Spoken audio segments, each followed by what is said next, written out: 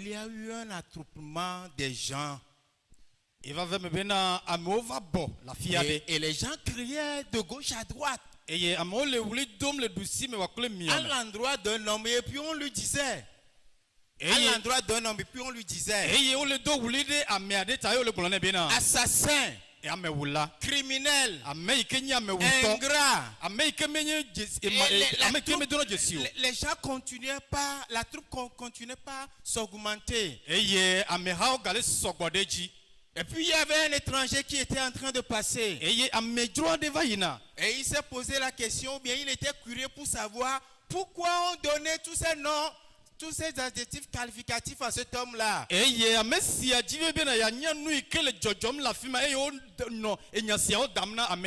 puis on a fait asseoir l'étranger, et puis on lui a conté l'histoire. Et l'histoire dit, il y avait une maladie grave, incurable, qui sévissait et qui ravageait les habitants.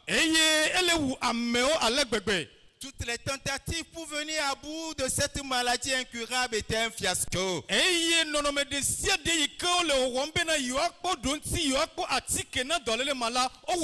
Tiens-toi bien. Cette maladie faisait mourir 172 personnes par jour dans le village.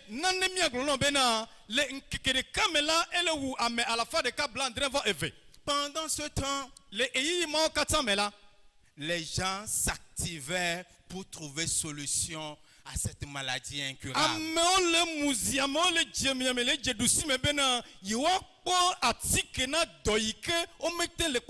Mais c'était peine perdue. Et quand vous regardez les villageois, ça se lisait le découragement, le désespoir.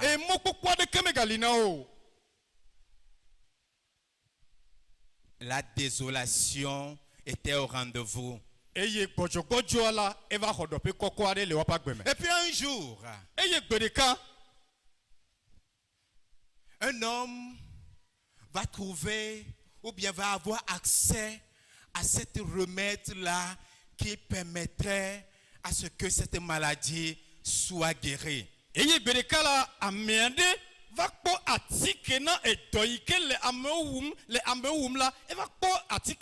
s'en est appliqué cet remède-là. Et le remède était efficace. Il était guéri. Il était en bonne santé. Et puis il se pavanait dans le quartier, dans le village. Mais malheureusement pour cet homme-là, il a gardé le remède pour lui seul. Et les villageois ont fini par comprendre que lui, il avait le remède.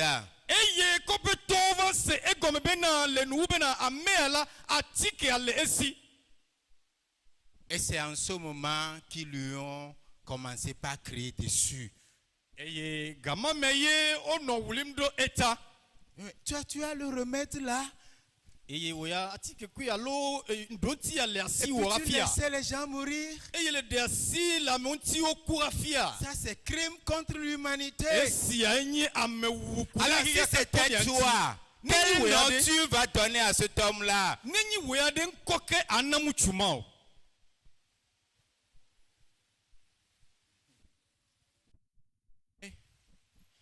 On a posé la question à l'étranger. Si c'était toi, quel nom tu allais donner à cet homme-là?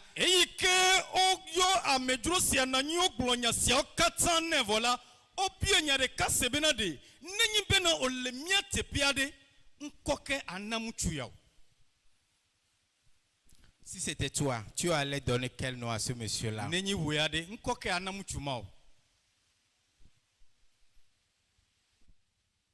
Mais il s'avérait que l'étranger était l'auteur du remède. Et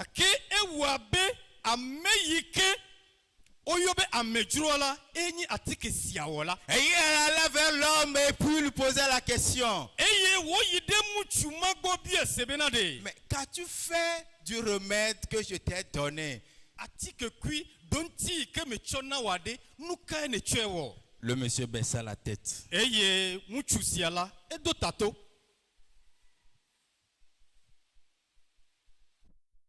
Cette histoire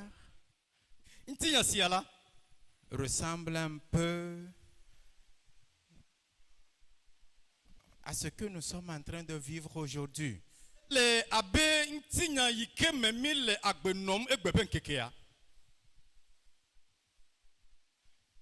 Le texte que nous avons choisi dans Actes chapitre 26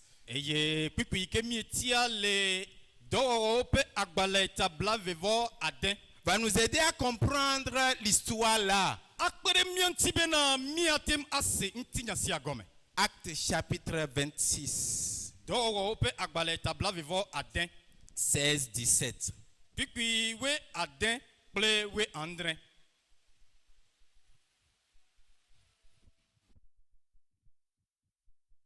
Je t'ai choisi du milieu de ce peuple et du milieu des païens, vers qui je t'envoie, afin que tu leur ouvres les yeux, pour qu'ils puissent passer des ténèbres à la lumière, et de la puissance de Satan à celle de Dieu,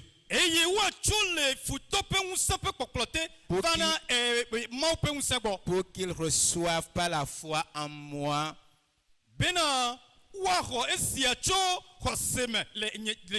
le pardon des péchés et l'héritage avec les sanctifiés.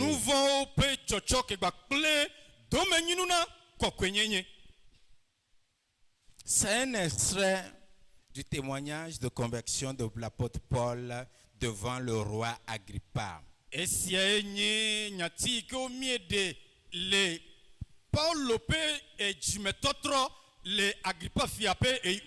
Dans ce texte, nous soulignons que l'apôtre Paul vient du village des païens.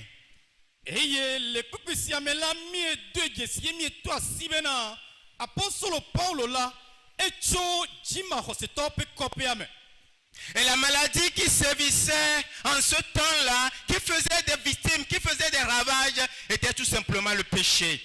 Elle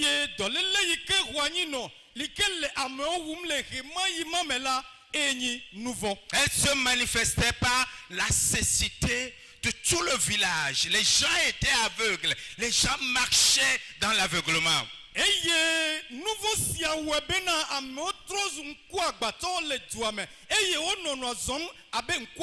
Ce péché a instauré les ténèbres, la présence, la manifestation des ténèbres dans le village.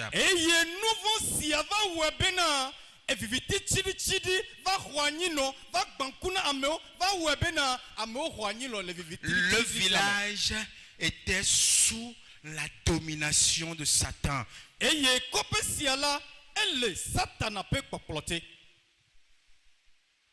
L'étranger qui disposait le remède à l'homme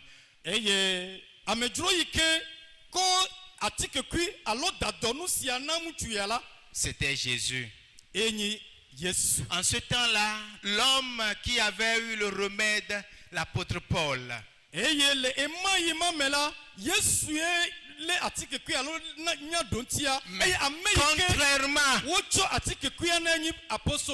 contrairement à l'homme de notre histoire, l'apôtre Paul, lui, il s'exécuta pour disposer le remède à tout le village.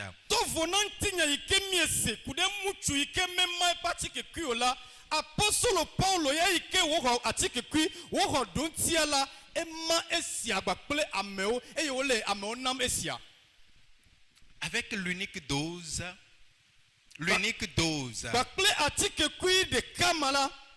les gens recevaient le pardon de leurs péchés.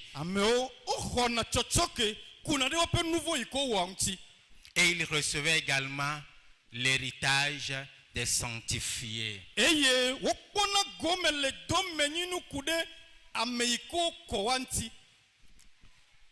Frères et sœurs en Christ. Aujourd'hui, cette maladie qui faisait ravage, qui tuait les villageois, continue par tuer de nos jours.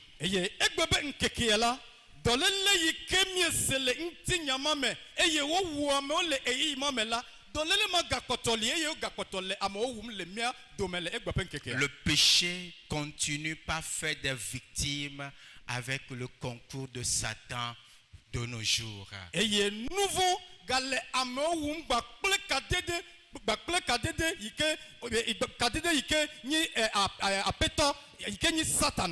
Et au Togo, il en fait 172 morts par jour.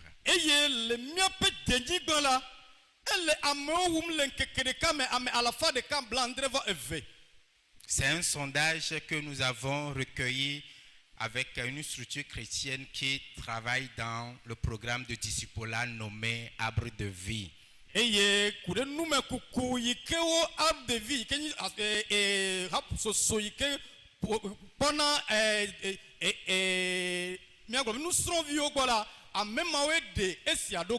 Dans l'histoire que nous avons contée,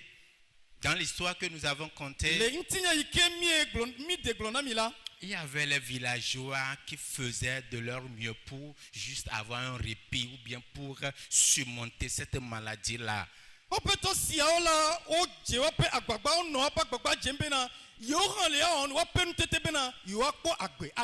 Mais c'était peine perdue. Aujourd'hui également, il y a des prises de conscience par ici, par là, du fait que le péché est en train de détruire les vies. Et les gens s'activent par les moyens de bord pour pouvoir s'accrocher ou bien pour pouvoir surmonter. Mais ils n'arrivent pas parce qu'ils n'ont pas le bon remède.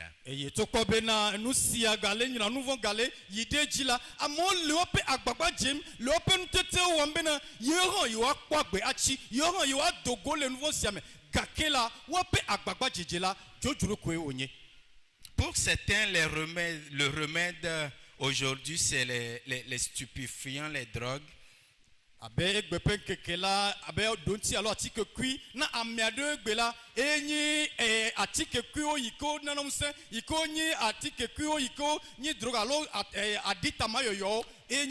Pour certains, le remède, c'est les confréries, la religion, le sexe,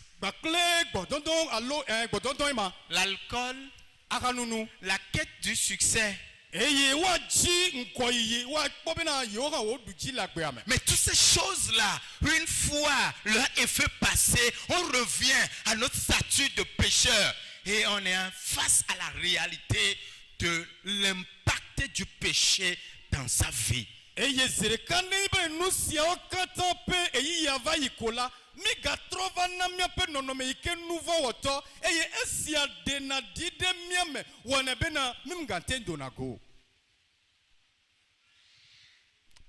Dispose le remède pour les autres aussi.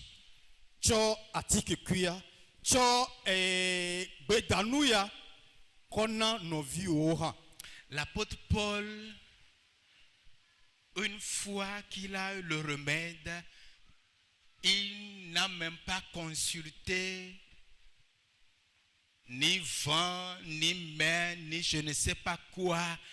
Il s'est appliqué à disposer ce remède-là pour que les gens aient la vie sauve. Et apostolo Paulo eya ekpo dadonuya ekpo atike siala mebio ayaseo mebio atiapuseo mebio ejose afi woko dodanusia atike sia konna novio benadi waga watem akpodoyoyo. S'il te plaît, ton mari, ton épouse, tes enfants, cousins, cousines, neveux, Allô, parents, amis, collègues, camarades, ont ont-ils le remède?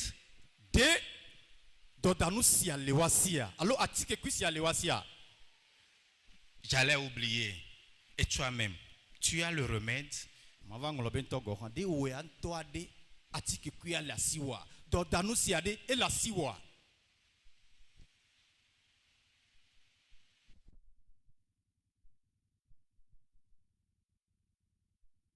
Il y en a qui disent, je suis sauvé, c'est fini, j'ai le remède, c'est fini.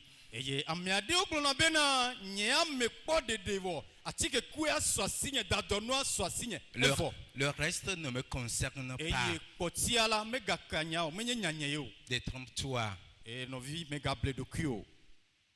Paul fut choisi du milieu des païens.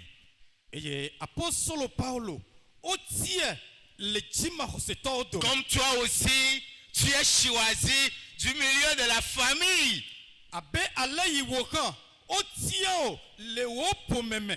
Mais on a envoyé l'apôtre Paul vers qui? Vers les païens. Dieu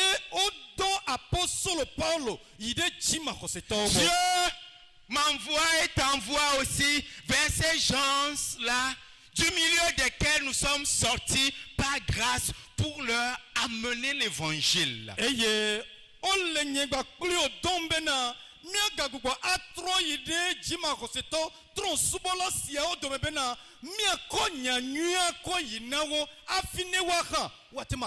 Dieu nous envoie vers les siens. D'ailleurs, c'est pourquoi Acte 1, 8 va dire, il faut commencer par Jérusalem.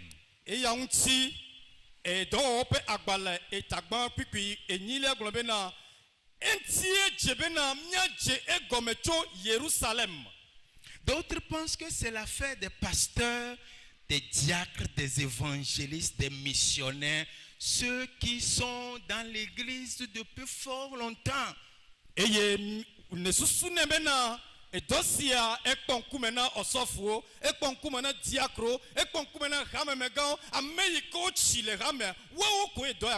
Non, Jésus va te dire, ou bien Jésus dit, dans Actes chapitre 16 et dans Marc chapitre 16, pardon, puis il leur dit, allez par tout le monde. Alors dis-moi, est-ce que c'est le pasteur qui va aller dans tout le monde? Imagine que révérend Dieu nous commence aujourd'hui. Quand est-ce qu'il va finir de faire le tour du monde?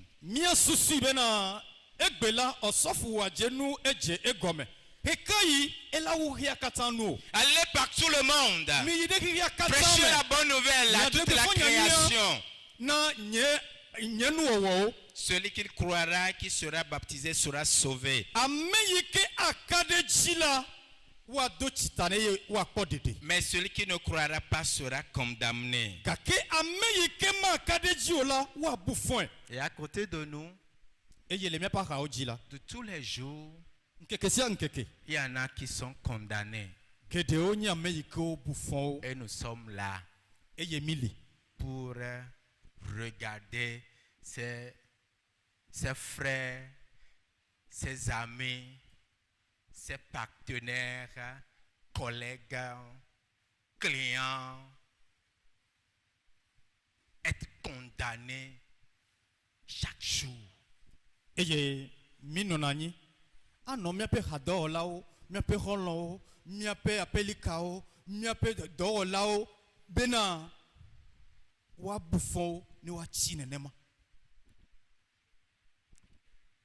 Frères et sœurs en Christ, après la Pâque, la recommandation qui a été donnée, c'était d'aller prêcher.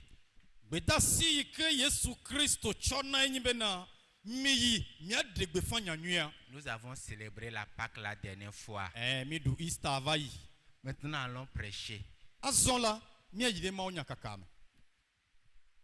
On peut commencer par prier par rapport aux âmes qui ne sont pas encore sauvés.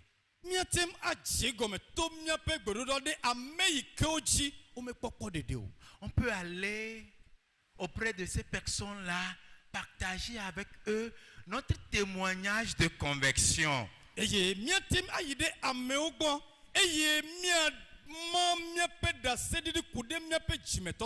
Qui étions-nous avant? Comment est-ce que notre vie a été touchée, ou bien comment est-ce que nous avons rencontré Jésus? Et comment est-ce que ma vie d'aujourd'hui se présente?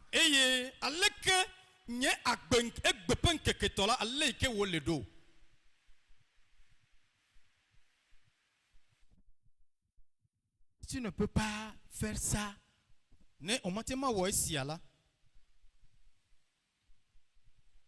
Alors, vis une vie chrétienne qui va influencer, qui va amener les gens à se poser la question, mais comment lui il est différent?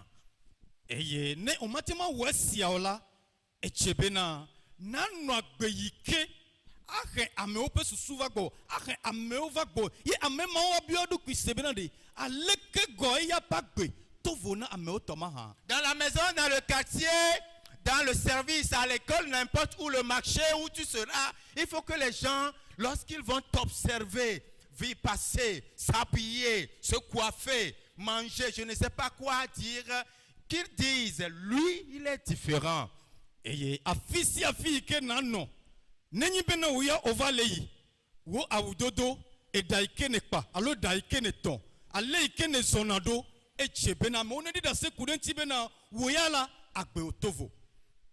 Si tu ne peux pas faire ça aussi,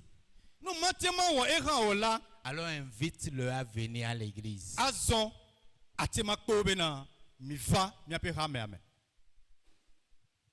Dispose le remède pour les autres.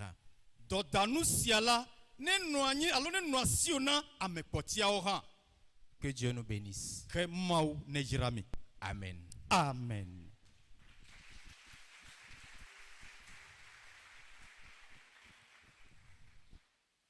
Nous allons prier. Mais avant que nous ne prions,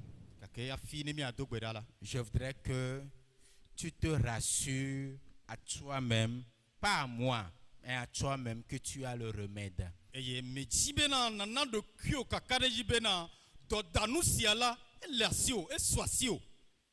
Si tu ne l'as pas, tu peux l'avoir aujourd'hui.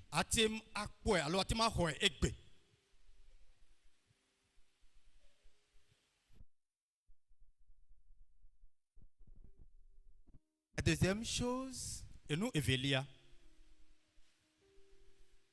pour laquelle nous allons prier,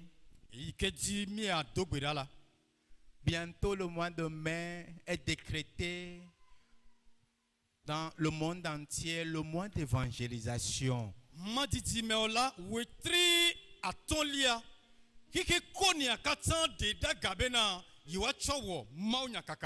Nous allons prier pour ce programme-là. Il faut que les gens aient le remède pour ne pas mourir comme des... Pour ne pas mourir tout simplement. Je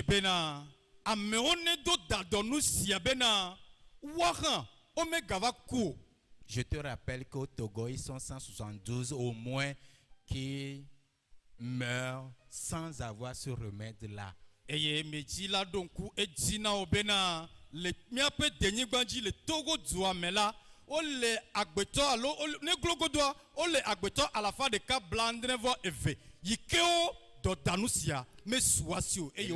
La population togolaise, elle est de 8 millions poussières. Fais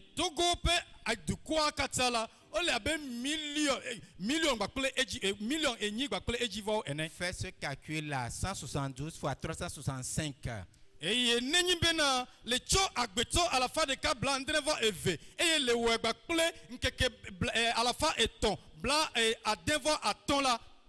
On va voir combien d'années pour que tout le Togo puisse aller en enfer.